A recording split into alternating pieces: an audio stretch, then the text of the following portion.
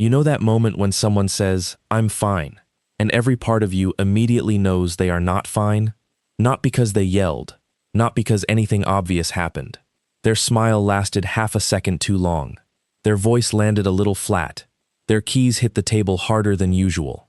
And suddenly your whole body is awake, like a security camera just switched on inside your chest. Later, you replay the scene at 2 a.m., searching for the exact second the air changed. Other people call it overthinking.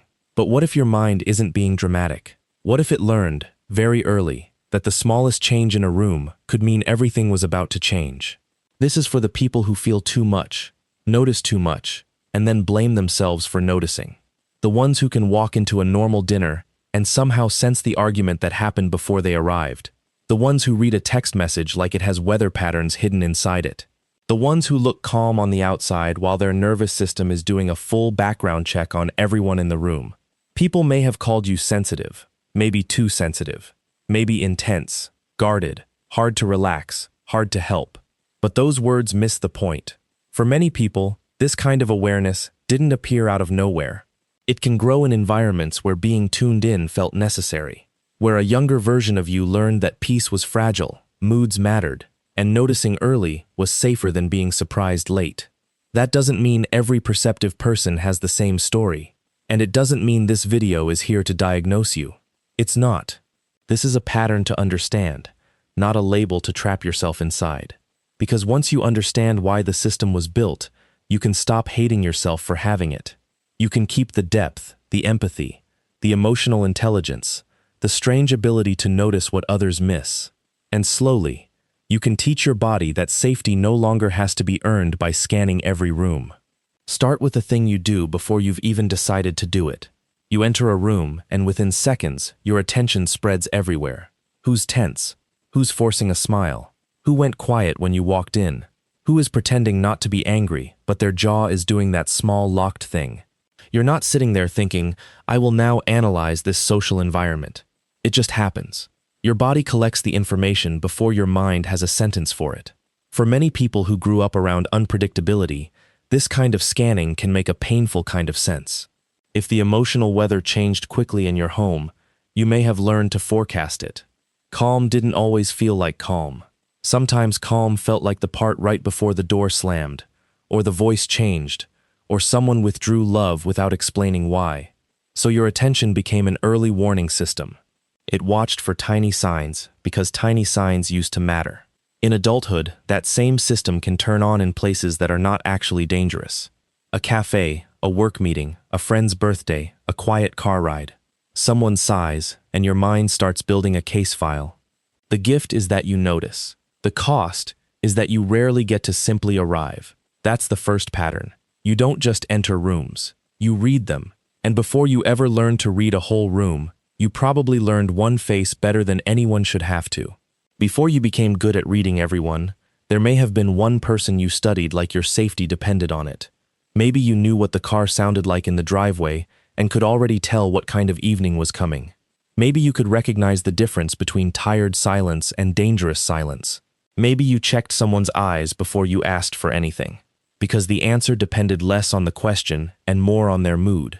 Kids are supposed to learn faces through love, play, and connection.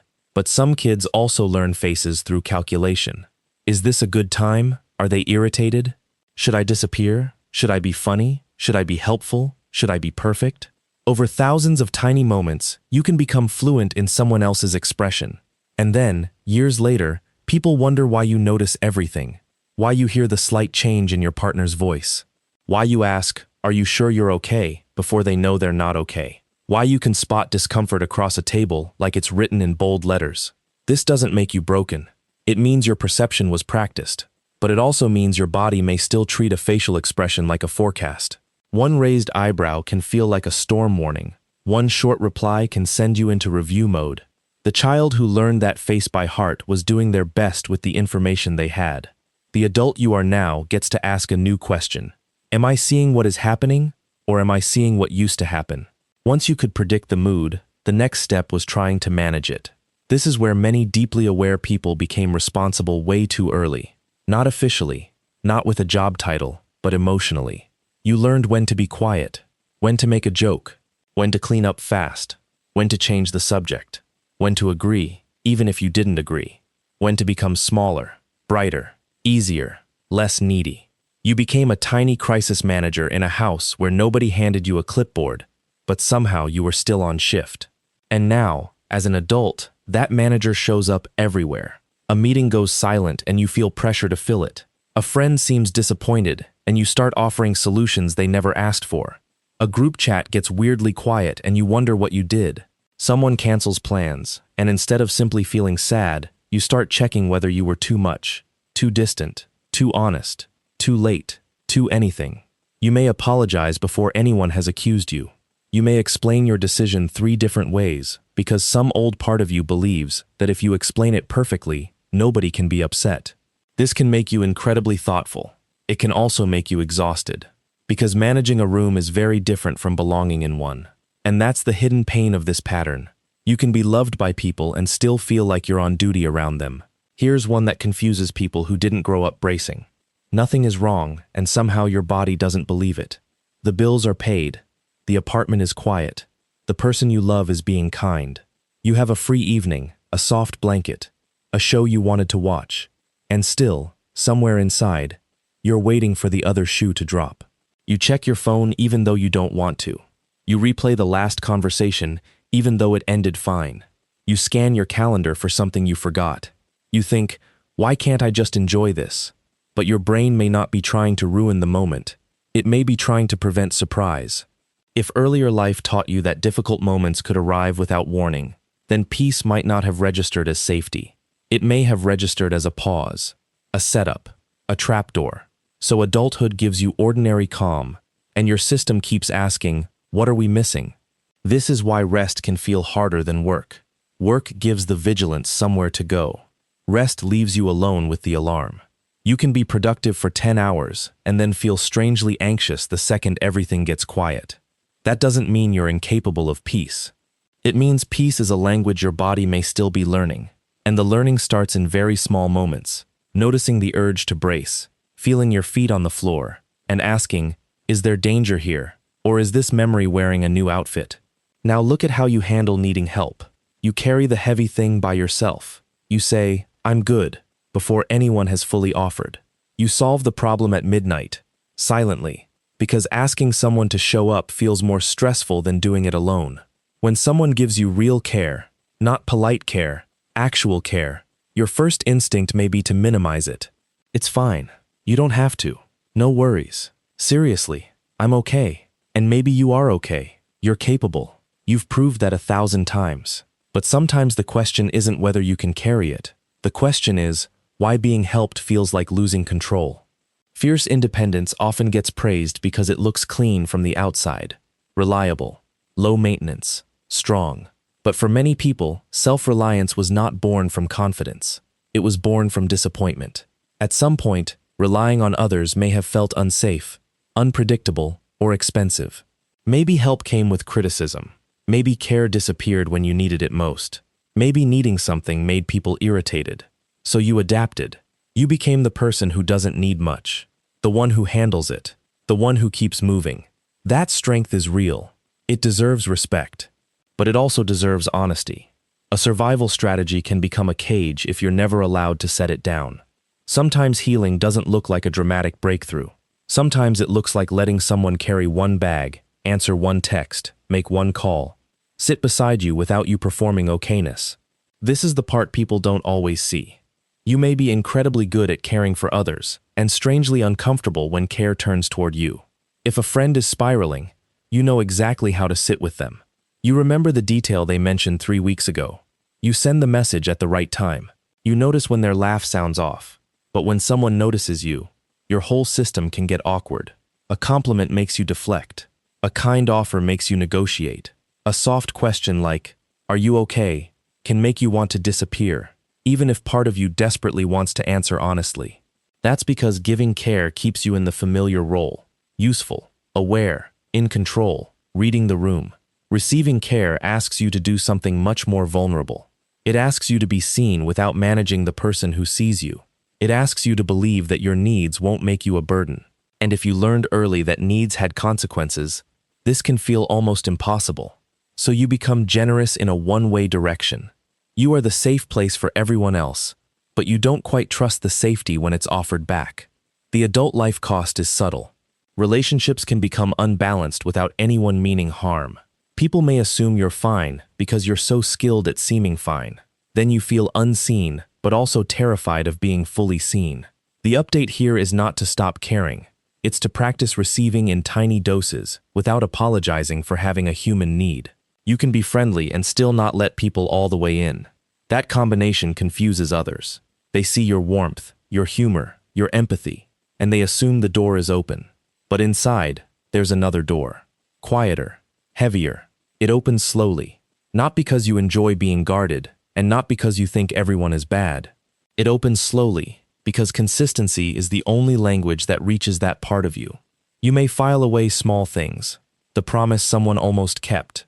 The joke that landed a little cruel. The apology that sounded polished but didn't change anything.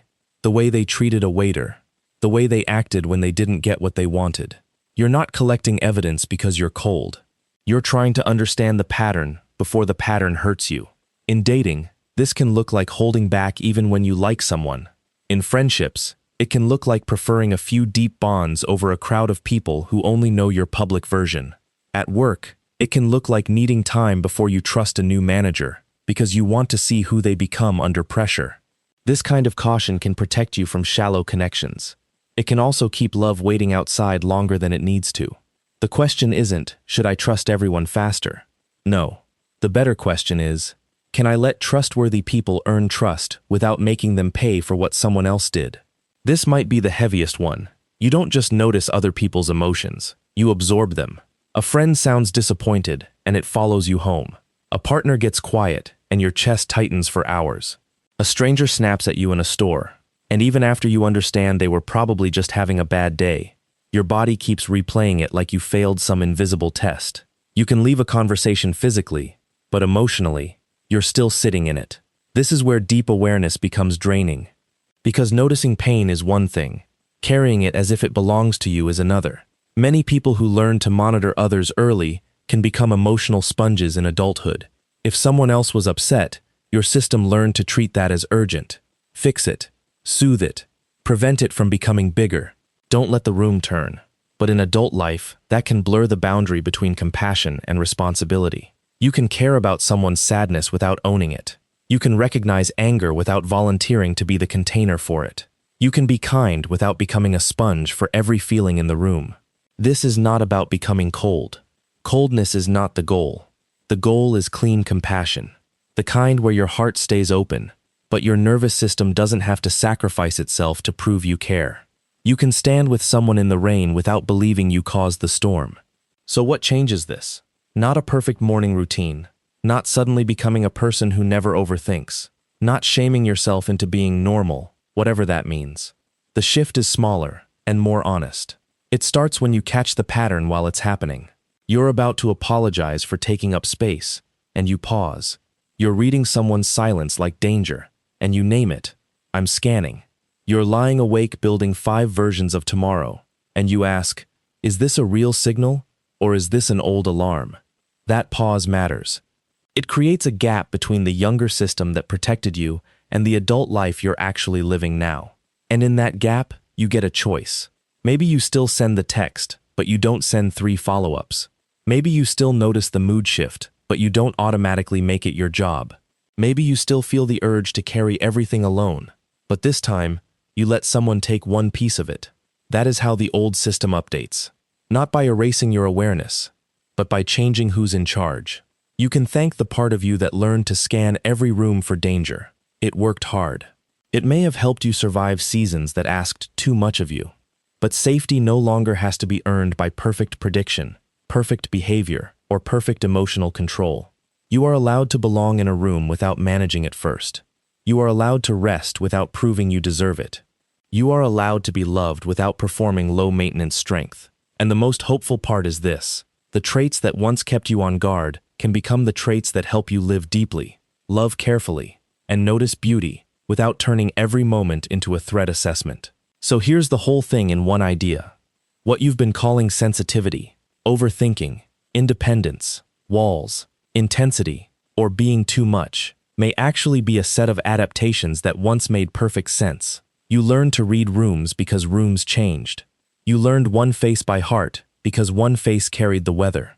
You learned to manage moods because peace felt fragile. You learned to distrust calm because calm didn't always stay calm. You learned to rely on yourself because relying on others may not have felt safe enough. You learned to give care because giving kept you useful and in control. You learned to trust slowly because consistency mattered more than charm. You learned to carry emotions because someone else's mood once felt like your emergency. None of this means you're broken. None of this means your past gets to define your entire future. And it definitely does not mean hardship was necessary, deserved, or romantic. You should not have had to become that alert just to feel safe. But the fact that you adapted says something powerful about you. Your mind found a way through. Now the next chapter is not about deleting who you became. It's about updating the reason. From I have to notice everything or something bad will happen, to I can notice deeply and still be safe. From I have to earn peace, to peace is allowed to stay. From I have to carry the room, to I can finally stand inside it as a person, not a security system. The awareness stays, the exhaustion can soften, and the part of you that once scanned every room for danger can slowly learn that safety no longer has to be earned. If you could say one sentence to the younger version of you who had to notice everything, what would you say? Put it in the comments. And if this felt like your inner world finally being named, subscribe for more videos that help deep, highly aware minds understand themselves without turning themselves into a problem.